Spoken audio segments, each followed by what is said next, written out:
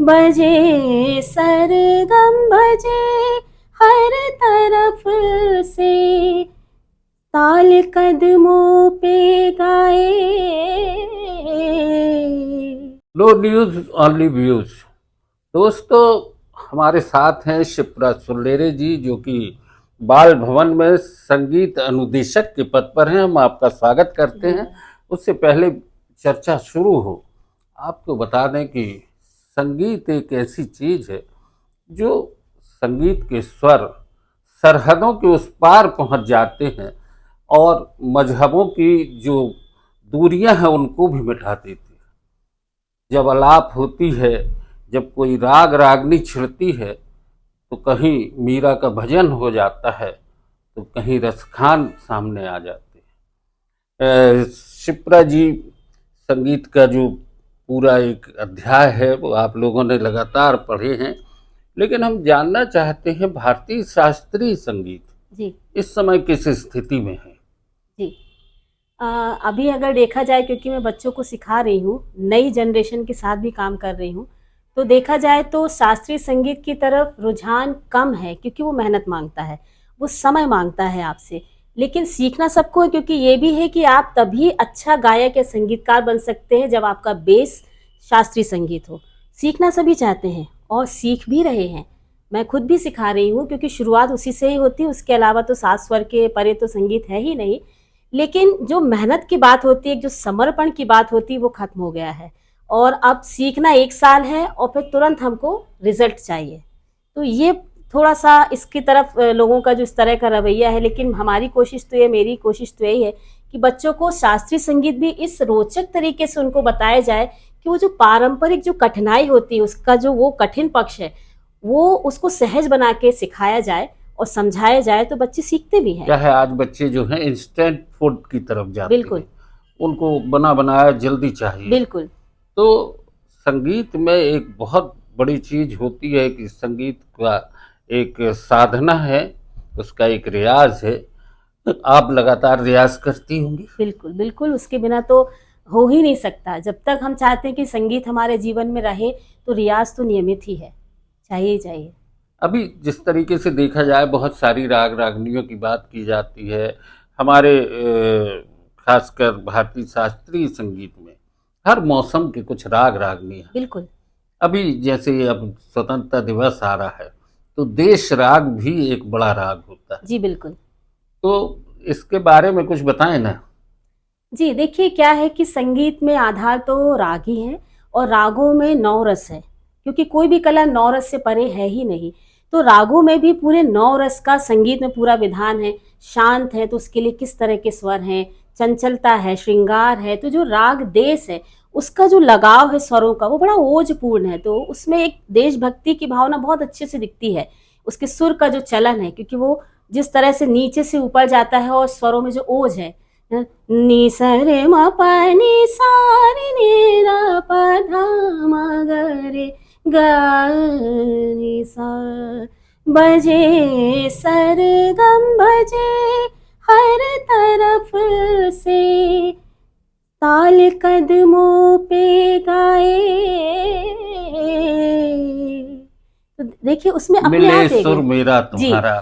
सबको जोड़ता है।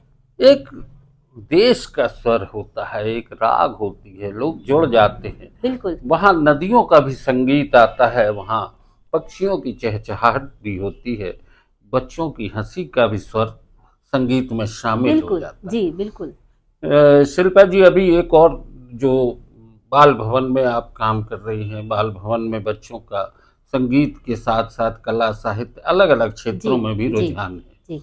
इस दौर में जिस तरह से बच्चे, जो पाश्चात्य संगीत है वो हमारे संगीत को कितना प्रभावित कर रहा अ, बहुत हद तक कर रहा है, क्योंकि अब देखिए संगीत की कोई हम ये नहीं बोलते कि शास्त्रीय संगीत ही श्रेष्ठ है, पाश्चात्य संगीत, संगीत संगीत होता है।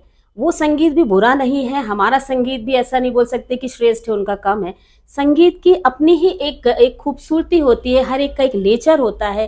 तो कहने का ये कि क्योंकि उसमें एक अट्रैक्शन होता है, कम मेहनत और एक तेज, एक धूम-धड़ाका, एक थोड़ा-सा उत्तेजना जो मिलता है, और हमारा संगीत थोड़ा शांत है, थोड़ा गंभीर भी है, थोड़ा एक सुकून भी देता है। यानी मध्यम से द्रुत की तरफ जी जाता है और हाँ। वो सीधे द्रुत पे हाँ, चलते और हैं। जो अब जिस तरह का लाइफस्टाइल है हो रहा है, जिस तरह की चीजें तड़क भड़क उसमें, तो बच्चों को ये लगता है कि नहीं ये तो बड़ा है और कोई भी गा सकता है, उसमें किसी ट्रेनिंग की जरूरत भी नहीं है, क्योंकि उसमें 2 से 4 सुर में पूरा गाना हो जाता है।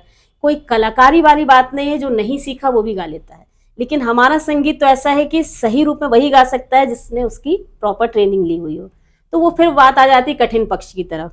तो एक सामान्य सा मानवीय नेचर होता है कि जो कंफर्ट जोन अपना जिसमें काम चल रहा है, हम उसको ही ज्यादा तवज्जो सुगम देते हैं। संगीत को अपना बस लेते बस हैं बस लोग। बस। हालांकि सुगम संगीत में भी बहुत सी संभावनाएं हैं बिल्कुल बिल्कुल। और बगैर शास्त्रीय संगीत के सुगम संगीत के स्वर भी साधे नहीं जा सकते, जी ऐसा मेरा बिल्कुल। मानना है। जी बिल्कुल। और आप लोग जिस तरीके से कार्यक्रमों में आपको सुना है, आपको देखा है, तो निश्चित है कि स्वरों की साधना एक बड़ी साधना है। वो सीधे ईश्वर की साधना के बराबर होती है।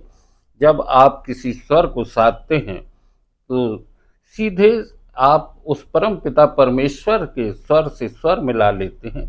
उसी को नाद ब्रह्म भी बिल्कुल कहते सही हैं। कहा, और उसी से एक स्पिरिचुअल जर्नी शुरू होती है। अगर आपने स्वरों को फील किया है, जब आपने साधना की, तो आप देखेंगे आपके अंतर मन के सारे नजरिए ही चेंज हो जाते हैं। क्योंकि संगीत बोला ही गया है कि ईश्वर की आवाज है, क्योंकि जैसा हम लोगों को पढ़ाया गया है, हम लोगों ने सुना है कि शंकर जी से फिर सरस्वती जी, वहां से नारद मुनि ने, मतलब कह सकते हैं कि किसी इंसान द्वारा निर्मित नहीं है ये। तो जो इतनी दिव्य है, इतने दिव्य उसकी जो गुण है, तो वो जब आत्मसात करेंगे तो जाहिर सी बात है अंतर से भी बाहर से भी वो हमको कुछ नया डिविनिटी तो देगा ही। शिप्रा जी, इसके साथ साथ एक आता है लोक संगीत। जी बिल्कुल। लोक संगीत और शास्त्रीय संगीत और सुगम संगीत के बीच में आप लोक संगीत को कैसा समझती हैं?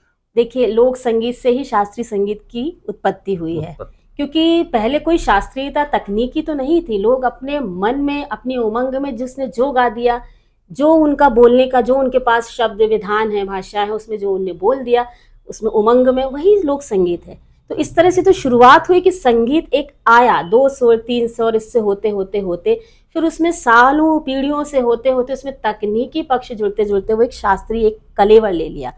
तो मैं खुद भी शास्त्रीय संगीत भी गाती हूँ, और अभी मैं आपको बताऊं कि मैं लोक संगीत पे भी काम कर रही हूँ, प्रॉपर सीख भी रही हूँ उसको, कि नहीं मुझे ये पक्ष जो मेरा है इसकी पूरी विधिवत ही मुझे सीखना है। गाना अलग बात होती है, समझ कर गाना अलग बात होता है। क्या है, नर्मदा का प्रवाह हमने जी देखा है। और आज से बहुत वर्षों पहले की बात जब की जाए तो नर्मदा किनारे बड़ी संख्या में गांव से लोग आते जी थे जी। और वो जिस तरीके से एक टेर लगाते हुए बम्बुलिया। बांबुलिया गाते थे। बाम्बुलिया। आप बांबुलिया थोड़ी सा जी हमारे जी बिल्कुल। दर्शकों को हम बताएं। सिखाते भी हैं कि हम अपनी लोक संस्कृति को बचाएं, तो मैं तो बच्चों को भी सिखाती हूँ।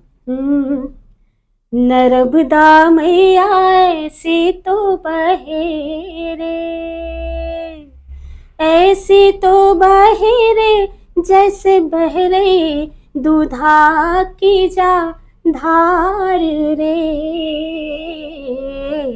नर्मदा मैया हो, नर्मदा मैया हो, नर्मदा मैया हो। बैलों के गले में घंटी की झुनझुन बजती चली जा रही है और एक लालटेन जो थोड़ी सी मध्य सी रोशनी, और उस उजाले में गांव के लोग जब नर्मदा किनारे आते थे तो ये टेर चलती थी पीछे। उसके बाद दूसरा पक्ष जो है वो उस टेर से टेर मिलाता था। ये लोक संगीत की एक अपनी पहचान बिल्कुल रही बिल्कुल। है। हमारे भारत में, खासकर उत्तर मध्य भारत में, लोक संगीत अपने तरह से शास्त्रीय संगीत के बिल्कुल बराबर पे चलता है। बिल्कुल सही कहा। अगर शास्त्रीय संगीत की राग रागनियों पे बात करें तो लोक संगीत में भी जी वे सभी स्वर बिल्कुल मिलते हैं। बिल्कुल। जैसे कि अभी राखी का त्योहार बीता, कजरी कजरी कजरी शास्त्रीय जी, संगीत में भी रागों का उसमें है, कहीं काफी दिखेगा, कहीं खमास दिखेगा, तो यमन दिखेगा। तो संगीत देखिए, चाहे लोक संगीत हो या आप कोई भी संगीत उठा ले, उसमें 7 स्वरों की कुछ ना कुछ आपको अंश दिखेगा ही, उसके बगैर तो है ही नहीं है। ताल का स्वरूप दिखेगा, शास्त्रीय तालों का भी। शिल्पा जी, आपने कब से संगीत की साधना शुरू की थी? देखिए, जो विधिवत शिक्षा तो मैंने स्कूल के समय से प्रारंभ की, जैसे कि हमारे उसमें होता है कि कोई मेरा बैकग्राउंड नहीं है संगीत का, तो इसीलिए छोटी उम्र से, जैसा बताया गया कि 3 साल की उम्र से गाने सुन के उसको दोहराना, ये हुनर तो ईश्वर मतलब आ गया था, गॉड गिफ्ट। लेकिन जो उसका जो प्रशिक्षण वाला जो बात है, क्योंकि उसको इतना लिया नहीं गया कि हाँ ठीक है गा तो रही है अच्छा, स्कूल में आके जब एक संगीत विषय के रूप में आया तब मेरा रुझान और बढ़ा। फिर उसकी जो मैंने विधिवत शिक्षा जब प्रारंभ की, तो फिर कॉलेज में भी मैंने आर्ट सब्जेक्ट इसलिए लिया कि मुझे म्यूजिक करना है। और फिर उसके बाद ऐसा संयोग बना कि पीएचडी भी मैंने भक्ति संगीत से ही किया। और इस तरह संगीत के परे, क्योंकि बौद्धिक चीजों में मेरा रुझान नहीं होता और संगीत में बुद्धि हट जाती है, तो थोड़ा और अच्छा लगता है करने में। तो निश्चित है कि संगीत जब आपके जीवन में उतर जाता है, संगीत आपकी आत्मा में आ जाता है, तो बाकी फिर कुछ नहीं रह कुछ नहीं जाता। रहता। स्वरों से जुड़कर आदमी अपने आप संवाद करने लगता है। स्वर आपको उस राग रागनियों की तरफ जोड़ने की कोशिश करने लगते हैं, और वहीं से शुरू होती है ईश्वर की एक आराधना। भजनों की बात की जाए जी तो भक्ति संगीत में जिस तरीके से देखें तो मीरा हैं, और बाकी रसखाने जिस तरीके से हमने कहा कि मजहबों को भी एक कर देती है। बिल्कुल। तो भक्ति संगीत पे आपने पीएचडी की जी है। भक्ति संगीत में जो आपने ऐसा क्या महसूस किया, जैसे जी जायसी हैं, मीर हैं, रसखान हैं? जी जी जी देखिए, एक तो मेरा सब्जेक्ट भी बड़ा यूनिक मुझे मिला, मध्य प्रदेश की रामधुन एवं बंगाल का कीर्तन। मैं बंगाली, मतलब मेरे लिए सब्जेक्ट ही ऐसा था कि क्या करेंगे, लेकिन जैसा बोलते हैं ईश्वर ने अगर कुछ बनाई है रूपरेखा, तो वैसे लोग भी जुड़ते गए। और मुझे बंगला संगीत, क्योंकि मेरी जो गाइड थी डॉक्टर सुप्रिया बोस, बंगाली, मलय दास गुप्ता जी, उन्होंने मेरी बहुत मदद की बंगला भाषा पे। लेकिन मैंने कहा कि मैं खुद गाऊंगी, खुद सीख के करूंगी। और मैंने वो बंगला कीर्तन, और जब मैंने वो बंगला कीर्तन को गाया है, तो उस समय जो परिवर्तन है, मुझे संगीत का जो रूप समझ में आया कि कभी मैंने सोचा ही नहीं था कि संगीत इतना दिव्य है और इसमें इतनी खूबसूरती है, इसका वो रूप भी हो सकता है जो हमें चरम पर ले जा सकता है। और दूसरा, मध्य प्रदेश का संगीत जो हम बचपन से देखते आ रहे हैं, रामायण पाठ होता है, घर पे होता है, सुंदरकांड का पाठ होता है, तो हमारी जो छोटी छोटी जो लोक संगीत की धुनों पे गाते हैं लोग, अब तो फिल्मी धुनों का भी ज्यादा प्रचार हो गया। तो मैंने बंगला कीर्तन, और आज ये स्थिति है कि मैं बंगाली गीतों को वो गाती हूँ। बंगाली लेकिन गैदरिंग में भी मुझे बुलाया जाता है कि आप बंगला संगीत सुनाइए। बंगला कीर्तन का कुछ जी उदाहरण हम हाँ, चाहेंगे आपसे। बंगला कीर्तन जिसका उद्भव ही श्री गौरांग महाप्रभु के से माना जाता है, बंगाल का। श्री गौरांग प्रभु मोरे दया ना ছাড়িও, আপন করিয়া রাঙা চরণে রাখিও, আপন করিয়া রাঙা চরণে রাখিও। त्रिपुरा जी, बहुत सी बातें करने का मन होता है, लेकिन समय की सीमाएं हैं। आगे फिर हम आपसे चर्चा करेंगे। आज आपने जो नो न्यूज ऑनली व्यूज के दर्शकों के साथ अपने अनुभवों को साझा किया, संगीत के स्वरों से जोड़ा, उसके लिए बहुत बहुत धन्यवाद। आपका भी धन्यवाद मुझे इससे जोड़ने के लिए।